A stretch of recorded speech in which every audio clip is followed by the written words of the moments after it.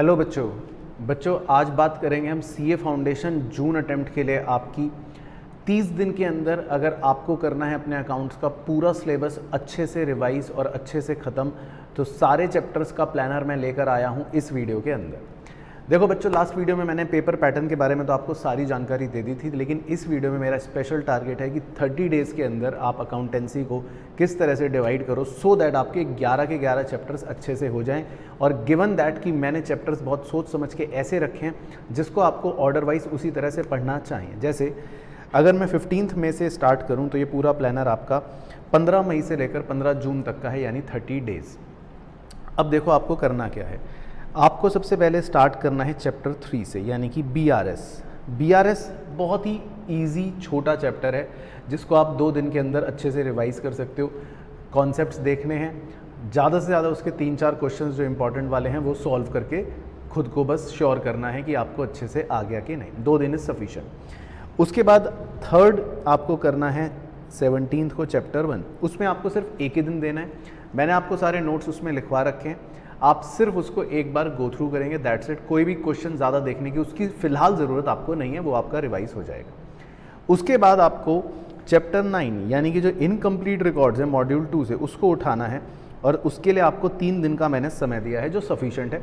उसके टोटल हमारे लेक्चर्स भी 3 या 4 हैं और आप आराम से 3 दिन के अंदर उसको रिवाइज कर सकते हो। कॉन्सेप्ट तो एक ही दिन में कवर हो जाएंगे और अगले 2 दिन में उसके इंपॉर्टेंट क्वेश्चंस कर लोगे।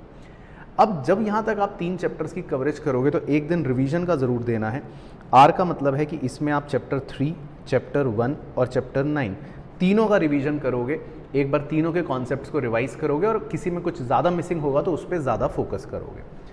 अब उसके बाद आपको करना है 22 तारीख से चैप्टर 2, जिसके लिए आपको मिले हैं 2 दिन। उसमें छोटे छोटे यूनिट्स हैं, journal, ledger, trial balance, subsidiary book, जो आप आराम से एक दिन में कवर कर सकते हो।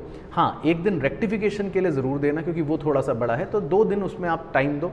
बहुत ज़्यादा क्वेश्चंस नहीं करने शुरू के यूनिट्स के, तो सिर्फ देखना है कॉन्सेप्ट को। रेक्टिफिकेशन के क्वेश्चंस की प्रैक्टिस एक दिन में करनी है। उसके बाद आप डेप्रीसिएशन चैप्टर नंबर 5 करें। उसमें आपको 2 दिन का समय लगेगा। कॉन्सेप्ट उसमें आधे दिन के भी नहीं है, बहुत इजी है। सिर्फ क्वेश्चंस की वैरायटी प्रैक्टिस करनी है जो आप एक दिन में कर सकते हो, दैट टू इंपॉर्टेंट वाले 3 से 4 क्वेश्चंस आपको मिलेंगे। उसके बाद आप उठाओ बिल्स ऑफ एक्सचेंज।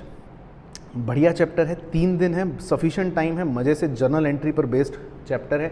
ना कोई आपको लेजर बनाना, ना कोई इसमें कैलकुलेशन करनी। इसमें सबसे अच्छा फ़ायदा है कि एक दिन सिर्फ आप जर्नल एंट्री रट लो, अच्छे से कॉन्सेप्ट दो। 2 दिन में उसके क्वेश्चंस भी करोगे तो आराम से ख़त्म हो जाएगा। लेकिन जो आपका 29 मई का दिन है वो बहुत इंपॉर्टेंट है। उसमें R2 लिखा है, यानी कि इसमें आपका क्यूमुलेटिव रिवीजन होगा, यानी R+R। जो आपने पहले रिवीजन करा है वो भी, और जो आपने नए चैप्टर्स 2, 5 और 6 ऐड करे वो भी। तो ये दिन आपके लिए बड़ा रहने वाला है। हो सकता है आपको एक दिन अगर शॉर्ट पड़े तो एक दिन आप पीछे से बोरो कर सकते हो बिल्स ऑफ एक्सचेंज वाले से, वो आपकी कॉल है। लेकिन आपको इस R2 को ज़रूर करना है सो दैट जितना आपने पढ़ा वो अच्छे से कवर हो जाए। आप 60-65 मार्क्स का एक प्रॉपर अच्छे से रिवाइज कर चुको। फिर उसके बाद आपको उठाना है चैप्टर 4, जिसके लिए मैंने आपको दिए हैं 3 दिन। इन्वेंट्रीज अच्छा चैप्टर है, टिपिकल लगता है बच्चों को क्योंकि क्वेश्चंस की वैरायटी इसमें बहुत है। तो एक दिन दो कॉन्सेप्ट के लिए और 2 दिन करो उसकी क्वेश्चंस की प्रैक्टिस। फिर आपको उठाना है चैप्टर नंबर 8 मॉड्यूल 2 से एनपीओ। बड़ा चैप्टर है, 4 दिन का आप इसमें समय लो। आराम से आपके 1 हफ्ते में ये 2 बड़े चैप्टर्स और टिपिकल चैप्टर्स रखें सो दैट आप इनको फोकस होकर पढ़ाई कर सको। फिर अब उसके बाद आपको सिर्फ चैप्टर 4 और चैप्टर 8 का एक दिन रिजर्व के लिए दे रखा है, जिसमें आप इनको रिवाइज करेंगे और अगर कुछ छूट गया तो उसको भी कवर अप कर लेंगे। तो आपके ट्रिकी चैप्टर्स भी यहाँ तक आकर ख़त्म हो जाएंगे, इन्वेंट्री एंड एनपीओ। और लास्ट लॉट में आपको चैप्टर 7 यानी कि आपका जो फाइनल अकाउंट्स है उसमें आपको 3 दिन का समय दिया है, सफिशिएंट है। एक दिन में मैन्युफैक्चरिंग अकाउंट खत्म हो जाएगा इजीली और फाइनल अकाउंट्स के भी कॉन्सेप्ट्स देख सकते हो। और 2 दिन में उसके क्वेश्चंस प्रैक्टिस करने हैं आपको मेनली, जो आप कर सकते हो। और लास्ट लॉट में आपको चैप्टर 10 एंड चैप्टर 11 लेना है, क्योंकि चैप्टर 10 और चैप्टर 11 आप सबसे ज़्यादा पढ़ते हो। आपने 12th में भी पढ़े हैं, आपने CUET के लिए भी थोड़े पढ़े हैं और उसके कुछ यूनिट्स तो आपको ऑलरेडी अच्छे से आते हैं। और इनको लास्ट में पढ़ने से फ़ायदा है कि इनकी वेटेज भी ज़्यादा है एग्ज़ाम में, तो इनको जितना एग्ज़ाम से थोड़ा नज़दीक पढ़ोगे तो आपको रिटेन भी ज़्यादा रहेंगे। तो इस तरह से आपके पूरे 11 चैप्टर्स का पूरा एक प्लानर बन जाता है जो आप 30 दिन फॉलो करो, जिसमें आपके रिविजन्स का भी टाइम मिल गया। बीच बीच में रिवीजन करने से ये फ़ायदा है कि पहले आपके 20-25 नंबर का रिवीजन हो जाएगा, फिर 50 नंबर का हो जाएगा, फिर लगभग 70 नंबर का रिवीजन हो जाएगा, और लास्ट में बचे हुए चैप्टर्स जो 40-50 नंबर की वेटेज रखते हैं, टोटलिटी में बोल रहा हूँ क्योंकि 120 नंबर का पेपर आता है, तो उनकी कवरेज आप कर पाओगे।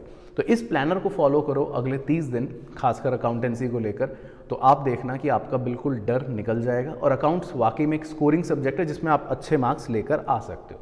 बाकी वीडियो पसंद आ रही है तो लाइक और शेयर ज़रूर करना, उसमें कोई कंजूसी मत करना, और कमेंट करके मुझे बताना कि आप इसको फॉलो करने वाले हो, या कोई भी अगर डाउट है तो नीचे मुझे बताना, मैं अगले वीडियो में इसको ज़रूर केटर करूँगा। बाकी अपनी तैयारी करते रहना।